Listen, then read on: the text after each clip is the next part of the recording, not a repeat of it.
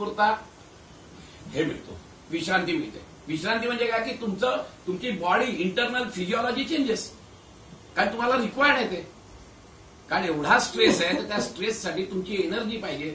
Energy पाहिजे असेल तर तुम्हाला काहीतरी मध्ये 2 झुरके मारले. कारण काय होत आहे की आपली बॉडी स्टिम्युलेट होते ना. बॉडी स्टिम्युलेट झाली तेवढ्यापुरतं तात्पुरतं बरं वाटतं तुम्हाला, पण त्याचे साईड इफेक्ट्स ते जे आहेत ते तुमच्या ह्याच्यावरती जो कार्बन मोनॉक्साईड आहे तो तुमच्या हृदयावर पडल्यावर त्याच्यावर किती प्रेशर येतं. आणि त्यानंतरचे त्याचे जे म्हणजे अक्षरशः परिस्थिती अशी आहे की प्रत्येक सिगरेटच्या पॅकवर लिहिलेलं आहे it is dangerous, it is injurious to the health. हे वाचतो आम्ही. आता कुठे आमचा विज्ञानामध्ये कोश काम करतोय, आम्ही वाचतोय. कळलं की नाही. It is illogical, it is वितर्क. वितर्क मीन्स विदाऊट तर्क, विदाऊट लॉजिक. याला लॉजिक काय आहे की मी वाचतोय, मला ते पटतंय आणि तरी मी ओढतोय. What is the logic. सत्य बोलावं, अहिंसा असावीच, हिंसा नसावी, मला पटतंय, सगळं पटतंय. मग तुला पटतंय ना आणि तरी मग हिंसा करतो ना आपण. Then what is the logic. No logic, illogical आहे ते. हा त्याला काही जर लॉजिक केलं, हा बाबा याला मी मारला, कशाला मारला, काहीतरी लॉजिक आहे वगैरे, ते लॉजिक खरं का खोटं नंतर, पण ऍटलीस्ट थोडंसं लॉजिक. पण तसं we don't do that. It is injurious to the health असं वाचतो आणि एक सिगरेट काढतो मस्तपैकी 2 झुरके बिरके. हा क्या बात आहे. पण त्याचे साईड इफेक्ट्स काढतात. मग दुसरा प्रकार कुठला आहे तर ड्रिंकिंग.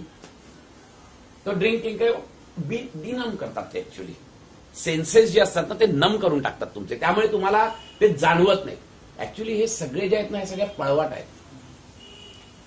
बेसिकली तुम्ही ड्रिंक्स घेतल्यानंतर तुमची जी सेन्सेस आहेत ना ते नम होतात, त्यामुळे ते सिग्नल्स पाठवत नाहीत ब्रेनला.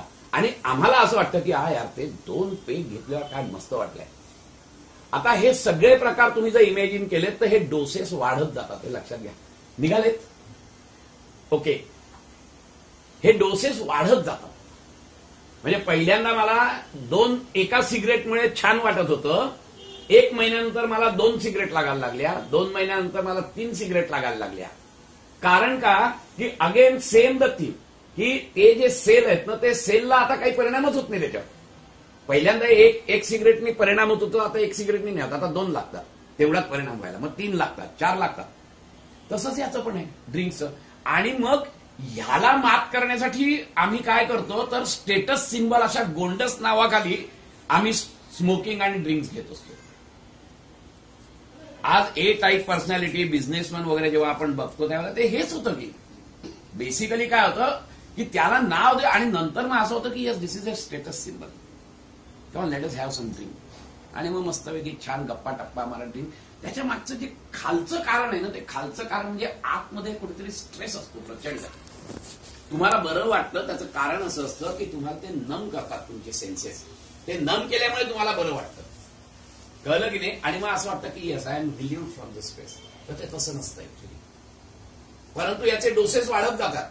बरं याचे साईड इफेक्ट्स परत आहेतच.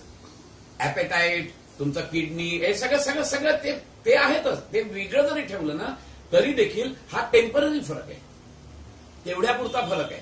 पण तोही फरक डोसेस वाढवत वाढवत गेला तर जसे डोसेस वाढतील तसं तुमचं डिटोरिएट होत जाणार आहे. But we don't do that. What is the third one. The sex. काय करतो आपण सेक्समध्ये पूर्ण आपली फिजिओलॉजी चेंज होते. We activate everything. आणि ऍक्टिव्हेट केल्यामुळे आमचा तो स्ट्रेस निघून जातो. Because we cope up with the stress.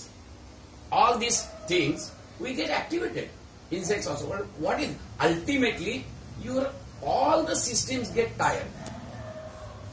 आज जी एनर्जी तुम्ही दुसरीकडे वापरू शकता ती टोटली तुम्ही टायर्ड होता. आणि परत त्याचे फ्री सेक्स याच्यामध्ये तर अजूनच काहीतरी वेगळे आहे.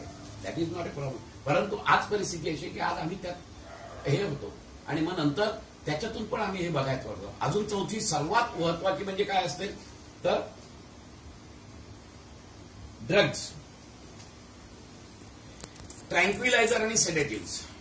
आज परिस्थिती अशी आहे की ह्याच्यात होतं काय माहितीये का की ते सेडेट द पेन सेंटर्स. जिथे जे पेन सेंटर आहे ना ते सेडेट, ते ट्रँक्विलाइज. त्यामुळे त्याचं परत ब्रेनमध्ये जात नाही. आज परिस्थिती जगातली जर तुम्हाला स्टॅटिस्टिक्स सांगितलं तर स्टॅटिस्टिक्स असं आहे की जेवढे ट्रँक्विलायझर आणि सेडेटिव्ह निर्माण होतात, मॅन्युफॅक्चर होतात ना तेवढेच बाकी सगळे जे ऍक्च्युअल लागणारी जी मेडिसिन्स आहेत ती तयार होतात. आज एवढी tons and tons of sedative and tranquillizers are getting manufactured. त्याच्या एवढीच फक्त मेडिसिन्स उपयोगात येतात. Because we need this, because of this fast life, because of this mad rush, because of this over ambition, because of this over desire. काही कारण नसताना आम्ही आमच्या अँबिशन्स वाढवतो, डिझायर्स वाढवतो. कुठेही काही त्याला इंटेलेक्च्युअल लेवलला हे करत नाही आपण. या सगळे जे प्रकार आहेत ना, हे स्ट्रेस आणि हे ह्याच्यातून तुम्ही बाहेर येत नाही ऍक्च्युअली. तर these are all the running away from the responsibilities. You are not making any solution to your problem. तुम्ही तात्पुरता पळ काढता तिथून, कळलं की नाही. पण हे जे पळ काढणं आहे ना, हा पळ काढणं उपयोग नाही. Because it will take that toll. तो त्याचा टोल घेणार आहे, वसूल करणार आहे तुमच्याकडून. सोडणार नाही तो तुम्हाला. तुम्ही पळून नाही जाऊ शकत त्याच्यातून. आणि मग अजून आम्ही काय करतो, तर मग काय क्लबला जातो, मूव्हीज बघतो. हे सेडेंटरी लाईफस्टाईल. त्याचे परत दुष्परिणाम वेगळेच आहेत. सेडेंटरी लाईफस्टाईल नुसता बसलाय, टीव्ही बघतोय, एकीकडे काही आहे का त्यात जान आहे का सांगा. त्या जीवनामध्ये काही जान आहे का? जान म्हणजे कसं सहसं दिसल्याबरोबर कळलं पाहिजे, अरे यार चल धमाल. काही होत नाही, कारण because we don't have that energy. But the stress is develop. Why stress is develop? Because of this imbalance. हा जो प्रकार आहे, हा प्रकार जर टाळायचा असेल तुम्हाला, तर मग दुसरा तिसरा कुठचाही पर्याय नाहीये त्याला. तर फक्त एकच पर्याय आहे, आणि तो म्हणजे योग. कारण हे सगळे जे प्रकार आहेत, हे सगळे प्रकार, it is running away from this situation. It is the suppression. It is not the solution. It is the suppression and it will take its toll. Let us take it from me. It will take its toll. हे सगळं running away आहे. ह्याचं basic त्याचं कारण असं असतं की हा सगळा प्रकार जो आहे ना, सगळा प्रकार तुमच्या मनाच्या इच्छेवर अवलंबून आहे. तुम्ही गाढवासारखी काहीतरी इच्छा केली, तुम्ही गाढवासारख्या काही अँबिशन्स केल्या आहेत, डिझायर्स केल्या आहेत, गाढवासारखं तुम्ही ह्याच्यात शिरलेला आहे, कॉम्पिटिशनमध्ये शिरलेला आहे. या सगळ्याचा परिणाम असा होतो की तो याच्यावर येतो, शरीरावर.